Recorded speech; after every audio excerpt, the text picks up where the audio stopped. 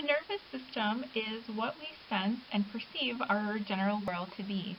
And so when we have the sensations of touch, of smell, of sight, and of hearing, these are all based on the integration and interpretation of the nervous system.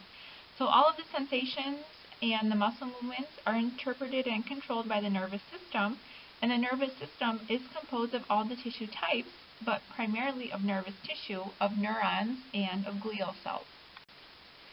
The two structural divisions of the nervous system include the central nervous system, or CNS, and the peripheral nervous system, or the PNS. The central nervous system is composed of the brain, which is enclosed and protected within the skull, and the spinal cord, which is housed and protected within the vertebral canal. The peripheral nervous system includes the cranial nerves, which are the nerves that extend from the brain, the spinal nerves, which are the nerves that extend from the spinal cord, and the ganglia, which are clusters of neuron cell bodies that are located outside of the central nervous system. And so for the central nervous system, this is our command center of the nervous system that integrates and processes all nervous information. The peripheral nervous system is the projection of information to, and it also receives information from, the central nervous system. And it also is involved in mediation of some of our basic reflexes. Together, the central nervous system and the peripheral nervous system form three general functions. The first is to collect information, and so this is where we have specialized peripheral nervous cell structures called receptors that detect changes in the internal or external environment and pass them along to the central nervous system as sensory input. And so this is part of our sensory nervous system, where we receive sensory information from the receptors and transmit this information to the central nervous system. The sensory nervous system then is responsible for the input that's received from the environment. It contains both the peripheral nervous system and the central nervous system, where the nerves of the peripheral nervous system transmit the sensory information, and certain parts of the brain and spinal cord in the central nervous system then interpret this information. The next function is to process and evaluate information, and this is called the integration center. And after processing of central input of sensory information, the central nervous system determines if a response is required. And so this is done in either the brain or the spinal cord. And then the third function is the motor output, which is responding to information. So after the integration center, if the central nervous system decides to respond to a certain stimulus, then there is an appropriate response. So the central nervous system then will initiate a specific nerve impulse called a motor output. And the motor output travels through the structures of the peripheral nervous system to the effectors, which are the cells that receive impulses from motor neurons, which typically are muscles or glands. And so this is part of our motor nervous system, where we have transmission of motor impulses from the central nervous system to muscles or glands. And so parts of the brain and spinal cord initiate the nerve impulses and then travel through motor nerves that transmit these impulses to effector organs. The two cells of the nervous tissue include neurons and glial cells. Our neurons are excitable cells that are able to generate, transmit, and receive nerve impulses. And we have somewhere of upwards of 100 billion within the brain and spinal cord. The glial cells are non-excitable cells that support and protect neurons, and we have more than 1 trillion of these cells. So special characteristics of neurons, these include being able to conduct nerve impulses from one part of the body to the other. And so this is mostly due to concentrations of ions that we find within the cell intracellular versus the extracellular environment. And so the ions predominantly responsible for generating nerve impulses include potassium, chlorine, calcium, sodium, and different anions, which all have some type of charge that allows for the difference in electrical conductivity. Neurons also have an extreme longevity, where most of our neurons are formed early on during embryonic development, and then they are able to still function once we get into a very elderly age. We also have a limited regeneration of our neurons, where these are unable to divide and produce new neurons for the most part. However, within our olfactory system, those are one of the few areas where we can get continuous regrowth and division of new neurons throughout our lifetime. But during fetal development of neurons, we lose most of the mitotic availability that is there. And then lastly, neurons have a high metabolic rate where their survival depends on continuous and abundant supplies of glucose and oxygen due to their energy demands. And so glial cells are responsible for providing these nutrients. And so here's just a demonstration of different types of neurons that are found within the cortical layer of the brain, where these were drawings made in the 1800s of Golgi stains of what neurons resembled within the brain.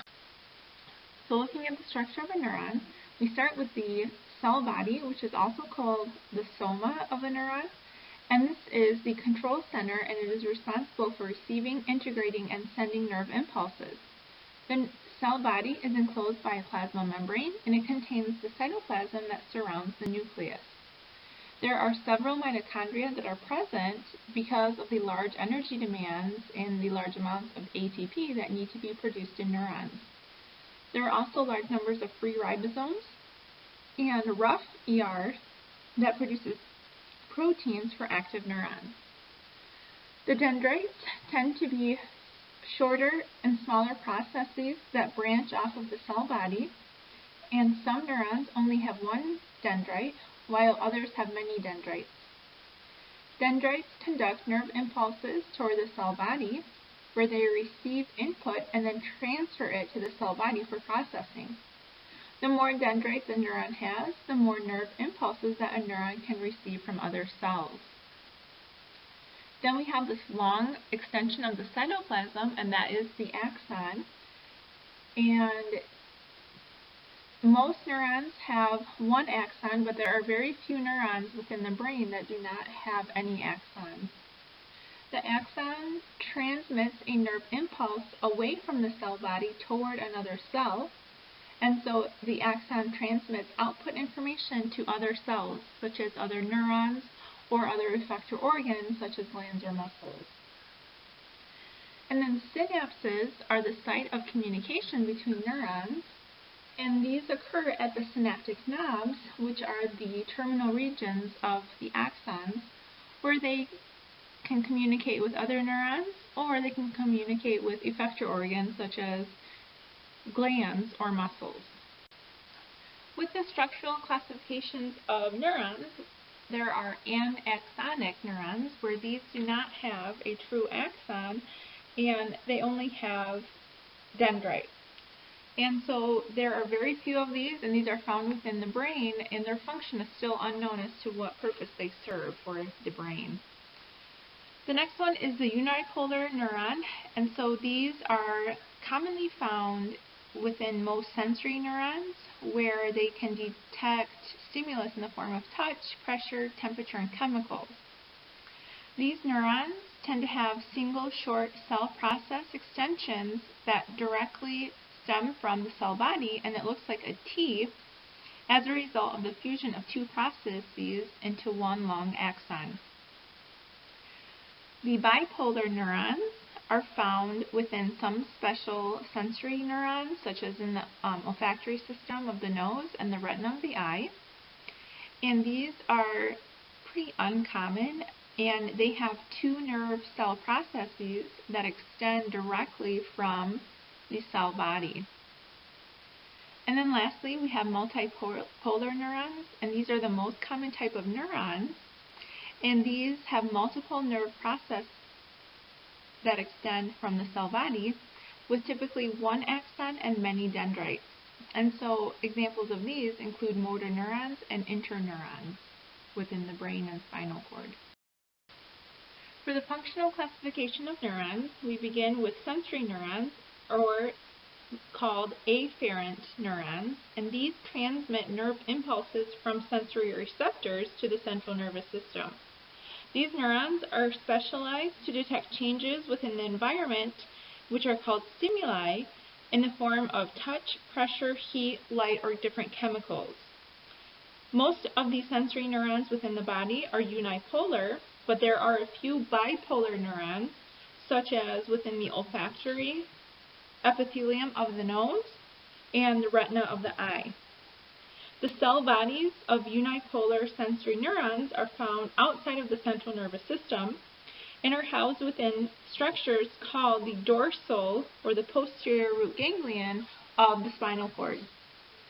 The interneurons lie entirely within the central nervous system and are multipolar structures. They receive nerve impulses from many other neurons and carry out an integrative function of the nervous system. They retrieve, process, and store information and decide how the body will respond to the stimulus. Interneurons facilitate communications between the sensory and the motor neurons. About 99% of the neurons within our body are interneurons, and they are the most diverse of the type of neurons. And then finally, motor neurons are also called efferent neurons, and these transmit nerve impulses from the central nervous system to muscles or glands. They're called motor neurons because most of them extend to muscle cells, and the nerve impulses that they transmit cause these cells to contract. The muscle and gland cells that receive nerve impulses from motor neurons are called effectors because the stimulation produces a response or an effect. The cell bodies of most motor neurons are found within the spinal cord, where the axons primarily travel in cranial or spinal nerves to muscles and glands. And all motor neurons are multipolar. Glial cells are found within the central and peripheral nervous system, and they are smaller and capable of mitosis. However, they do not transmit nerve impulses, but do assist neurons with their functions. Glial cells physically protect and help nourish neurons and provide an organized supporting framework for all nervous tissue. And the glial cells roughly account for half of the volume of the nervous system in total. So the glial cells of the central nervous system include astrocytes, and these exhibit a star-like shape due to the many projections from their surfaces. The projections touch both capillary walls and different parts of neurons, and astrocytes are the most abundant glial cell in the central nervous system, where they make up about 90% of the nervous tissue in the brain. They help to form the blood-brain barrier, where the ends of the astrocytes have what's called perivascular feet that can completely wrap around and cover the outer surface of capillaries in the brain. And together, the capillaries and these perivascular feet help to make the blood-brain barrier that strictly controls substances that enter the nervous tissue in the brain from the bloodstream. And so this protects the brain from toxins such as waste products and different drugs, but allows nutrients to pass through. This is an issue, though, with a lot of pharmacological agents because a lot of drugs are not able to penetrate the brain, and so for drugs such as for Alzheimer's and Parkinson's, they haven't been successful because they can't penetrate through the blood-brain barrier to target certain regions of the brain. Another function for astrocytes is that they help to regulate tissue fluid composition of the interstitial fluid within the brain by controlling movement of molecules from the blood to the interstitial fluid. Also, the cytoskeleton helps to organize and strengthen the nervous tissue of the central nervous system. And we have the neurons that die and are damaged. The space that are formerly occupied by them is often filled by astrocyte division, again, because they can undergo mitosis. And then the last function is that astrocytes help to direct development of new neurons in the brain.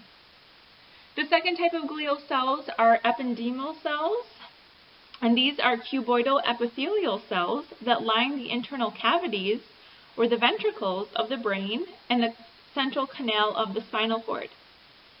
The ependymal cells and nearby blood capillaries together form a network called the coracoid plexus, which helps to produce cerebrospinal fluid, or CSF, which is a clear liquid that bathes the central nervous system and fills the internal cavities. The ependymal cells have cilia on the apical surfaces, and that's what helps to move and circulate the cerebrospinal fluid. Microglial cells are also glial cells of the central nervous system, but there are a small percentage of them where they represent only 5% or less of the glial cells in the central nervous system. These are small cells that have slender branches that extend from the main cell body, and they are wandering throughout the central nervous system where they have phagocytic activity that helps to remove debris and death or damaged nervous tissue that is in the central nervous system. And they tend to replicate in response to an infection, and these are very similar to the macrophages that we find within the immune system. The oligodendrocytes are the large cells that have a bulbous body and a slender cytoplasmic extension or process. These help to ensheath portions of axons within the central nervous system, and they help to form a protective covering around the axons called myelin sheaths. And so these are going to be important for nerve conductions that can rapidly travel at the junctions in between the myelin sheaths. The glial cells of the peripheral nervous system include satellite cells, which are flattened cells that are arranged around a neuronal cell body in ganglia, which ganglia are collections of neuronal cell bodies that are found outside of the central nervous system. And so one example is a surrounding of the cell bodies of sensory neurons that are located in a specific type of ganglion called the posterior or dorsal root ganglion. Satellite cells physically separate cell bodies into a ganglion from the surrounding interstitial fluid, and they help to regulate the continuous exchange of nutrients and waste products between neurons and the environment. The second type of glia within the peripheral nervous system are neurolemocytes, or also known as Schwann cells, and these are associated with the axons within the peripheral nervous system. And so these cells help to myelinate the axons within the peripheral nervous system, again, to help with conduction of nerve impulses within the peripheral nerve system. The main activity of axons is nerve impulse conduction, or action potentials, which are the rapid movement of an electrical charge along a neuron's plasma membrane. And so literally there's an actual voltage change or potential change that moves along the plasma membrane of the axon. So what it helps to conduct the nerve impulse is myelin, and myelin is a fatty substance that is mostly composed of lipids and less so of proteins. And so the myelin sheath gives the axon a distinct glossy white appearance due to the number of lipids. The two glial cells that help to produce myelin are the neurolemocytes within the peripheral nervous system, and the oligodendrocytes within the central nervous system that help and wrap around axons to form the myelin sheaths. Myelin sheaths are going to be the insulated covering around the axons that consist of concentric layers. And so the process of neurolemocytes and oligodendrocytes is called myelination, where we have the wrapping around of the axons with a myelin sheath. The myelin sheath helps to support, protect, and insulate an axon. And there are gaps that are formed in between the myelin sheaths, and these are called the neurofibril nodes, or nodes of Ranvier. And at these nodes, and only at these nodes, can a change in voltage occur across the plasma membrane. And this results in the movement of a nerve impulse. Thus, with a myelinated axon, the nerve impulse jumps from neurofibril node to neurofibril node. And a myelinated axon produces a faster nerve impulse because only the exposed membrane regions at these nodes are affected by the impulse jumps towards the ends of the axon. Also, a myelinated axon requires less energy in the form of ATP than an unmyelinated axon, because ATP must be used by the cell to reestablish the resting conditions that existed prior to the passage of the nerve impulse within the neuron itself. And so not all axons are myelinated, and we find this within the central nervous system especially, but also problems that occur with certain diseases and disorders are when we have our myelination that seems to decrease. And so multiple sclerosis is one example of a disease where the transmission is slowed down within neurons of the peripheral nervous system. Not all axons are myelinated, and so these are termed unmyelinated axons. And within the peripheral nervous system, these are associated with a neurolemmocyte, but no myelin sheath actually covers them. So the axon just rests in a portion of the neurolemmocyte rather than being wrapped around in concentric layers of the plasma membrane. In the central nervous system, unmyelinated axons are not at all associated with oligodendrocytes. Neurons communicate through specialized junctions that are called synapses, where the axons can terminate on other neurons, muscle cells, or gland cells. The nerve impulses are transmitted to the other cells then. As the axons approach the cells on which they will terminate, it generally branches repeatedly onto several teleodendria where there is loss of the myelin that's covered. And the synaptic endings usually form swellings called synaptic knobs at the ends of the axon branches. And we have two main types of synapses. We have electrical synapses and chemical synapses. And electrical synapses occur due to changes in ion concentrations from interstitial to from intracellular to extracellular fluid. However, chemical synapses are due to changes with different molecules such as neurotransmitters that will either elicit or inhibit a certain response. With electrical synapses, we have plasma membranes of the pre- and postsynaptic cells that are bound tightly together, and this allows for fast and secure electrical synapses that permit two-way signaling at gap junctions that are found between the pre- and postsynaptic cells. And so when there's a change of voltage potential, so this is caused by changes in ion concentrations such as sodium, potassium, chloride, and calcium, and other anions, this can help to change or result in a nerve impulse.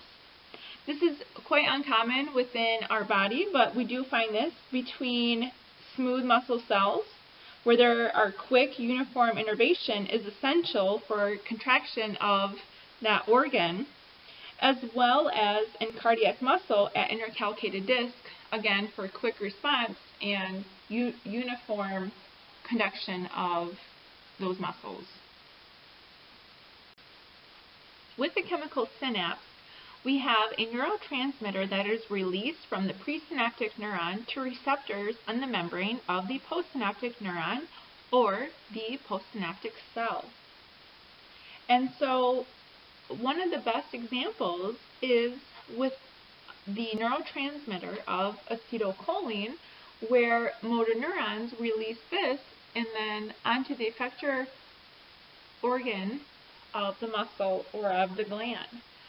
And so the steps of a chemical synapse in terms of, say, at the neuromuscular junction between a motor neuron and its muscle includes first a nerve impulse that travels through the axon and reaches a synaptic knob. Then the arrival of the nerve impulse at the synaptic knob causes an increase in calcium ion movement into the synaptic knob through voltage-regulated calcium ion channels into the membrane. Then calcium enters, causing the synaptic vesicles to move to and bind to the inside surface of the membrane, where then the neurotransmitter molecules of acetylcholine within the synaptic vesicles are released at the synaptic cleft. Neurotransmitter molecules diffuse across the synaptic cleft to the plasma membrane of the postsynaptic cell. Then the neurotransmitter molecule attaches a specific protein receptor to the plasma membrane of the postsynaptic cell, causing ion gates to open. And so then we have an influx of sodium ions that move into the postsynaptic cell through the open gate, affecting the charge across the membrane. Next, the change in the postsynaptic cell voltage causes a nerve impulse to begin on the postsynaptic cell, and the enzyme acetylcholinesterase resides on the synaptic cleft to quickly break down molecules of acetylcholine back to acetyl-CoA and choline, and so stopping the conduction of and stimulation onto the postsynaptic cells.